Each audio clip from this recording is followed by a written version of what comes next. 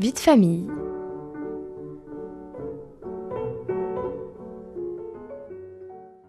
Si l'on se penche sur les chiffres de 2023 d'une étude du Centre national du livre, le constat du rapport des Français avec la lecture paraît alarmant.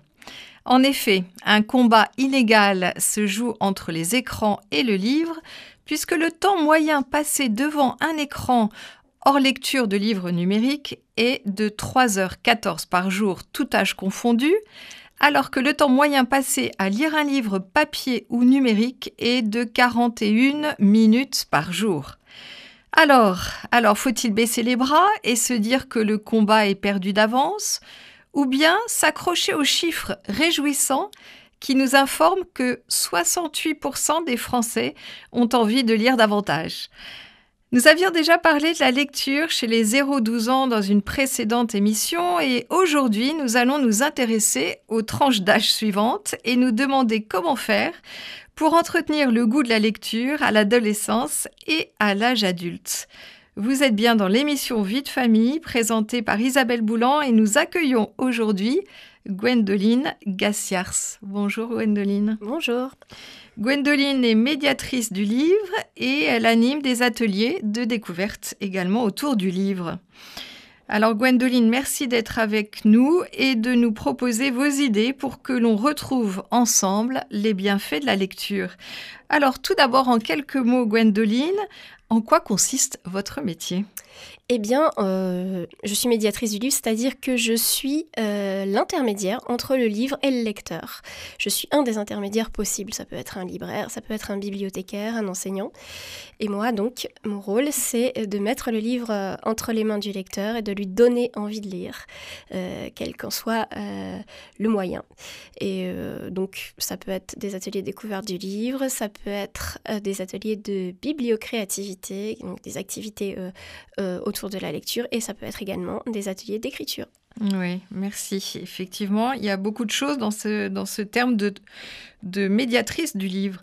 Alors, pour en revenir précisément à notre sujet, on va commencer par les adolescents et vous me disiez que l'adolescence est l'âge de tous les dangers, c'est bien ça ? Oui, effectivement, comme pour le livre en particulier, oui, puisqu'on est à une période où on perd vraiment l'attrait pour le livre, il y a beaucoup de centres d'intérêt, il y a l'apparition des écrans notamment qui est un gros sujet à cet âge-là. Et surtout l'apparition du smartphone qui est un peu partout dans la vie des adolescents. Toute la journée, en fait. Ils sont toute la journée avec leurs écrans, finalement, oui. Le soir et parfois la nuit aussi. Oui, s'il n'y a pas de contrôle parental sur le temps d'écran, c'est sans fin. Parce qu'il y a une addiction aux écrans qui est claire, qui est liée au circuit de la récompense, activé par le shoot, entre guillemets, de dopamine que le cerveau reçoit en utilisant, entre autres, les réseaux sociaux. Oui, des plaisirs immédiats, voilà. On en parlait, oui. Et donc on a un peu du mal on a du mal à se détacher à l'adolescence, à l'âge adulte parfois aussi d'ailleurs. Effectivement, on va en reparler après. Et donc on arrive aussi à un âge à l'adolescence où le livre est un objet qui peut être perçu comme scolaire, qui peut être un peu critiqué. On peut avoir peur de paraître, entre guillemets, intello oui. Parmi ses camarades. Et surtout, c'est une façon de s'affirmer aussi, de prétendre qu'on n'aime pas lire et qu'on n'aime pas le livre. Même si en réalité, une majorité des adolescents ont d'excellents souvenirs de lecture, relient la lecture avec quelque chose de positif.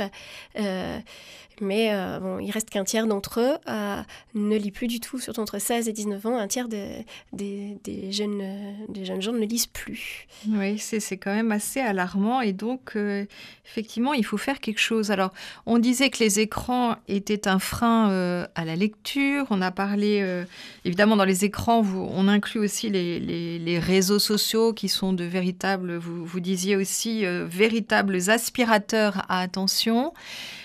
Mais en même temps, est-ce que j'ai découvert quelque chose en préparant l'émission, c'est que les réseaux sociaux en matière de lecture non pas que du mauvais, c'est ça ce que vous... Oui, tout à fait. disiez ?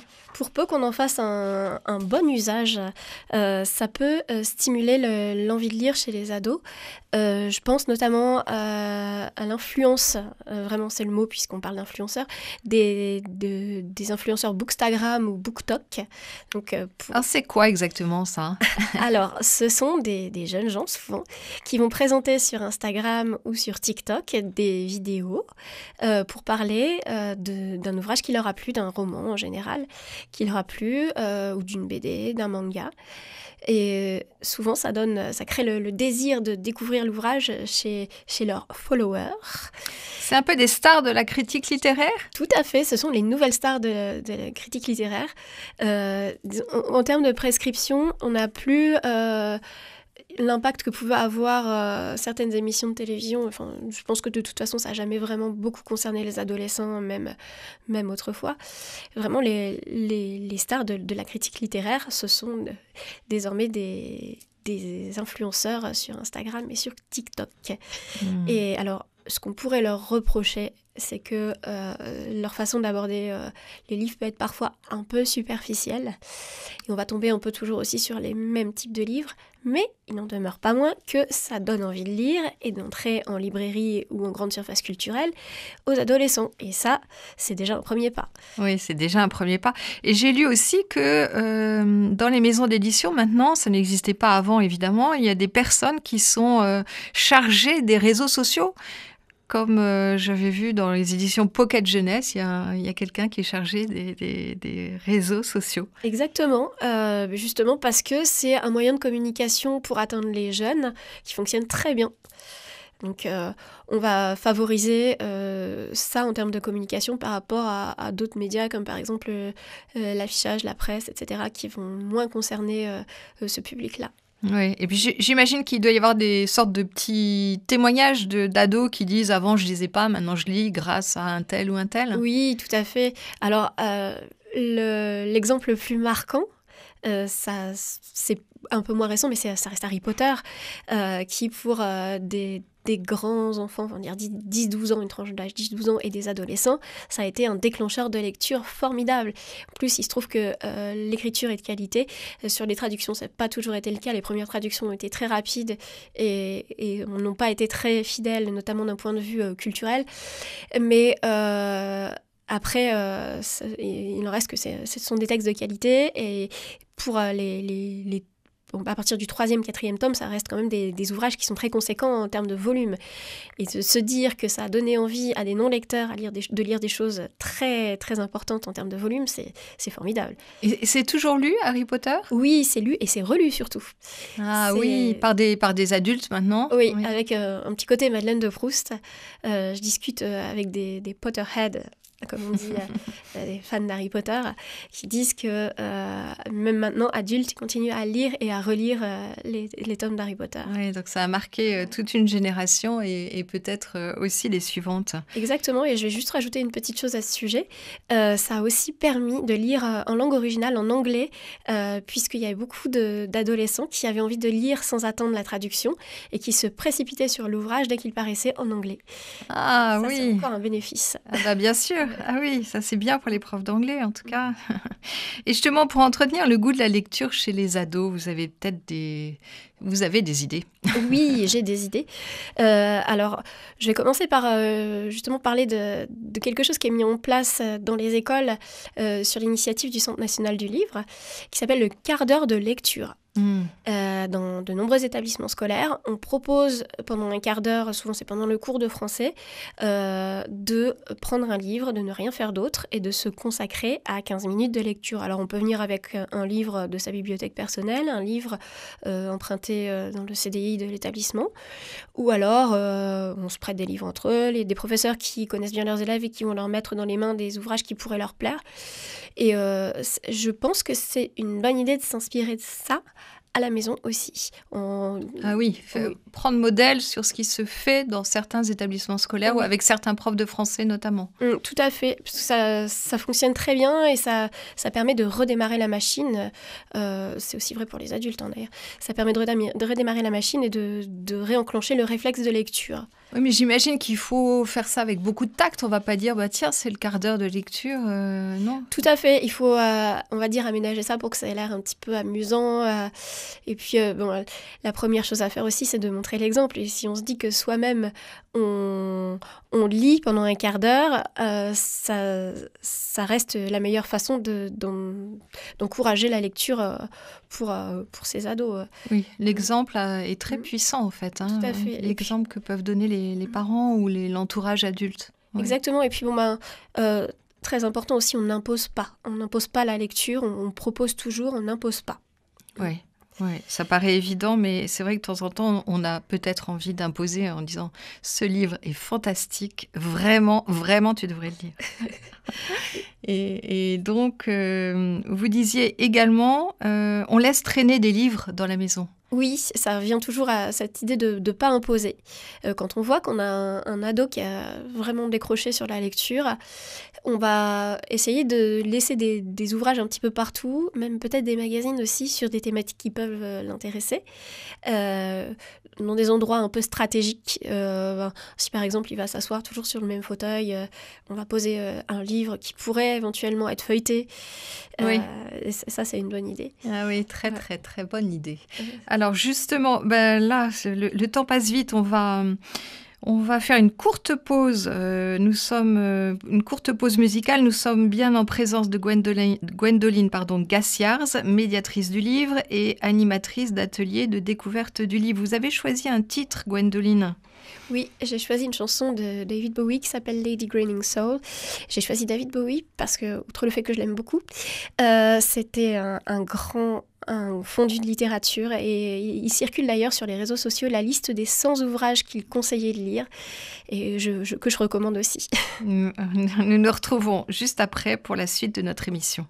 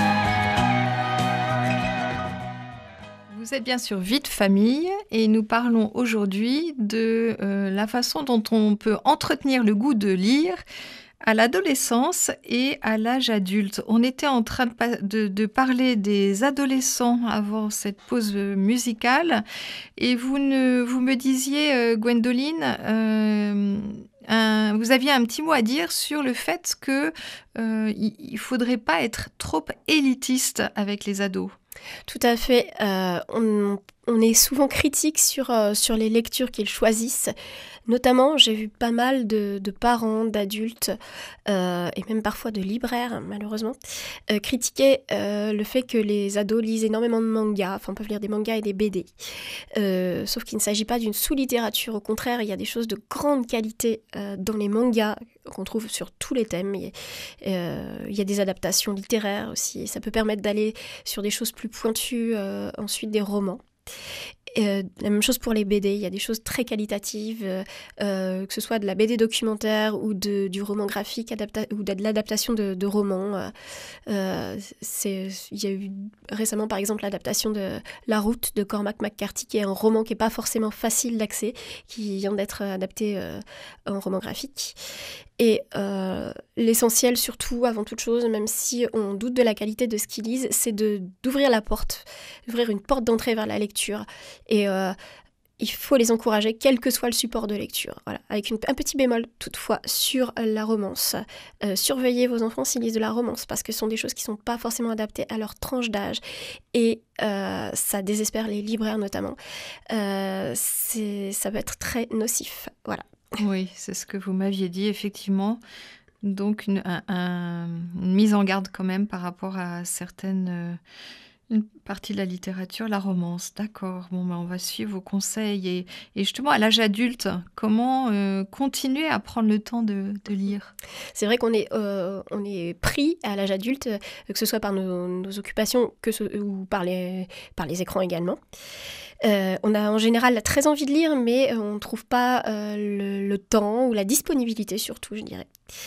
Alors la première chose à faire, c'est de ne pas se juger, d'être indulgent avec soi-même.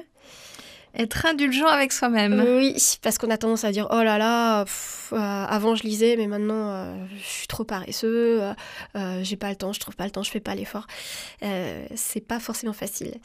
Et donc la première chose à faire, c'est donc d'être indulgent et de se créer une espèce de petit rituel, de petite gymnastique de lecture. Se trouver un temps dans la journée ou dans la semaine où on se donne rendez-vous avec son livre. Vous avez, vous, personnellement, vous vous donnez des rendez-vous ? Il y a des périodes où j'ai été obligée de le faire, où je suis aussi obligée de le faire. Notamment, je pense que c'est commun à beaucoup de mamans, de jeunes mamans. Quand on a un enfant après un petit, on a du mal à retrouver le temps de lire, la disponibilité mentale. Et il faut reprendre l'habitude. Et moi, j'ai essayé d'identifier les moments où j'étais plus disponible pour ça. Actuellement, je suis plus disponible le matin ou autour de la pause déjeuner. Je sais que je ne vais pas m'endormir, donc j'essaie de prendre ce temps-là pour lire. Ou alors dans les temps d'attente, les transports, les salles d'attente. Il y a toujours des moments dans la journée où je sais que je vais rien avoir à faire. Et plutôt que de sortir mon téléphone, je mets un livre dans mon sac et je le sors pour lire. Et oui, ça, mettre son livre dans son sac et avoir toujours un livre sur soi, c'est aussi une bonne façon de reprendre l'habitude de lire. Oui, avoir toujours le livre à disposition, des rendez-vous. Est-ce que vous avez d'autres petits conseils à nous donner, nous les adultes ? Alors, pour se remettre à la lecture, c'est aussi très très bon de choisir des textes qui nous font plaisir, on ne va pas se lancer des défis dès le départ. Donc on va lire des choses qui nous font plaisir. Ça peut être, je parlais de romans graphiques tout à l'heure, c'est une bonne chose en termes de disponibilité aussi, de commencer par ce genre de lecture. On peut relire des choses qu'on a aimées, des nouvelles, des lectures qui peuvent être fractionnées facilement aussi. Ça, c'est important. Pour après avoir plus le temps, plus la disponibilité pour dire des choses plus longues, qui demandent plus de concentration. Il y avait quelque chose aussi qui était particulièrement intéressant. Vous disiez, ce serait pas mal aussi, c'est de garder une trace de ces lectures. Oui, je trouve que c'est important et puis on apprécie toujours de se retourner sur ce qu'on a déjà lu. Alors ça peut être fait de façon très pragmatique avec une appli une appli sur son téléphone sur laquelle on enregistre ce qu'on a lu, donc les références de l'ouvrage qu'on a lu.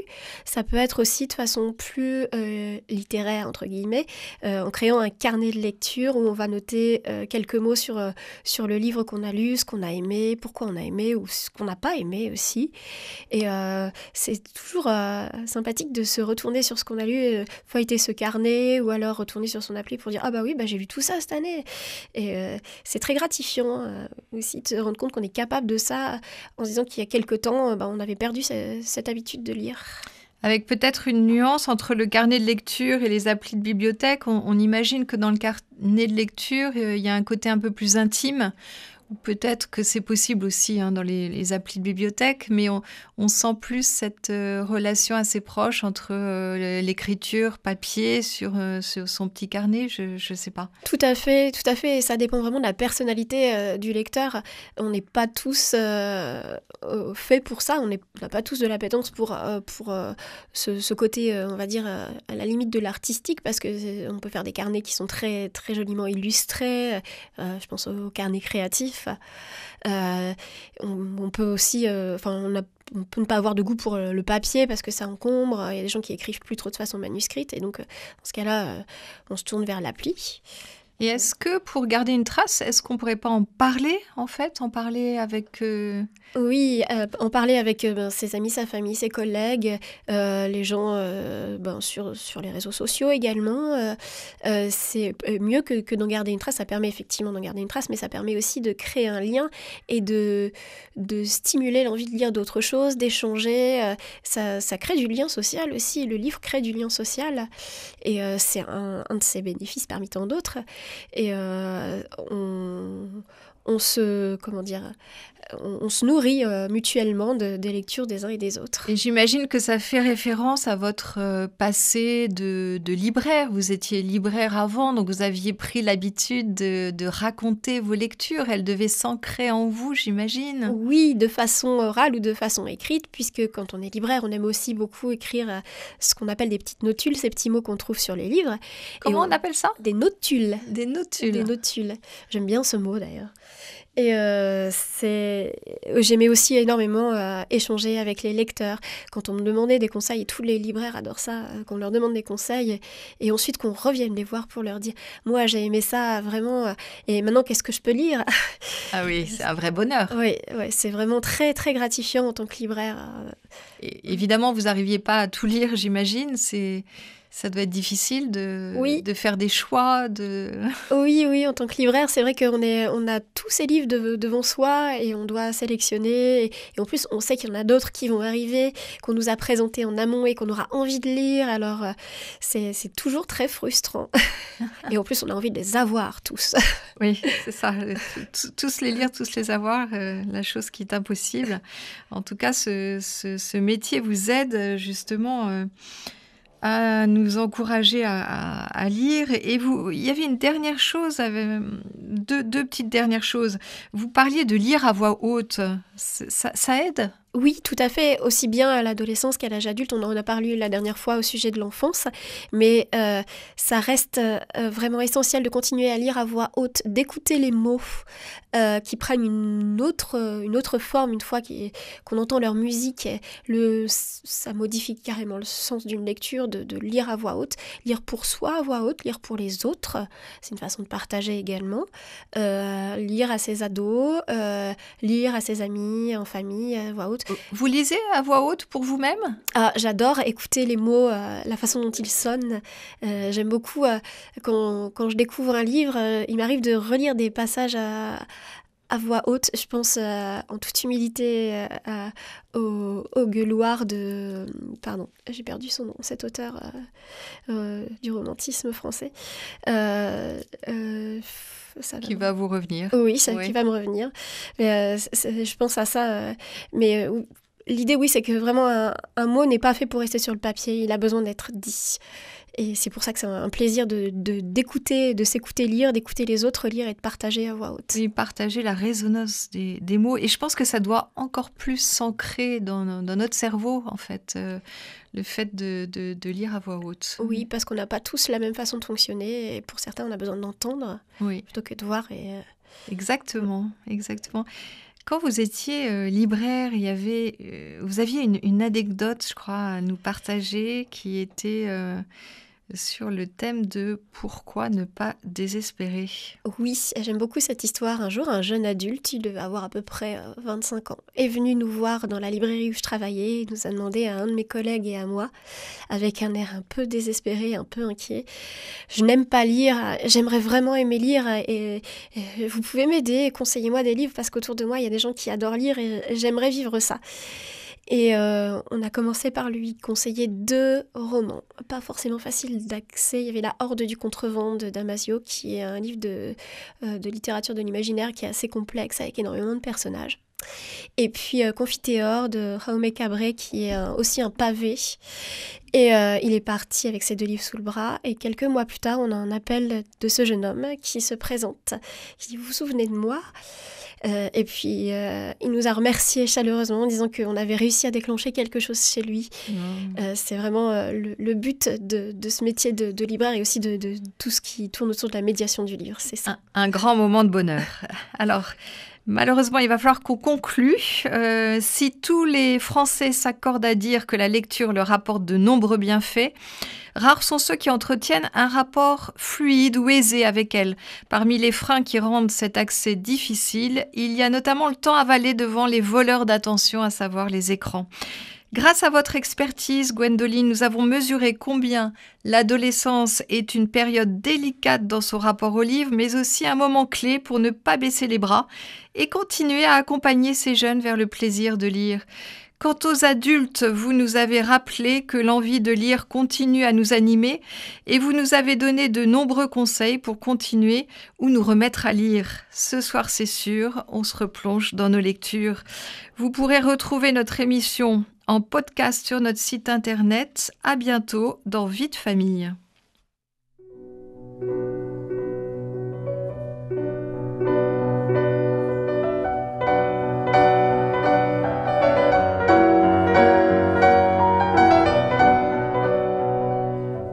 C'était Vie de famille.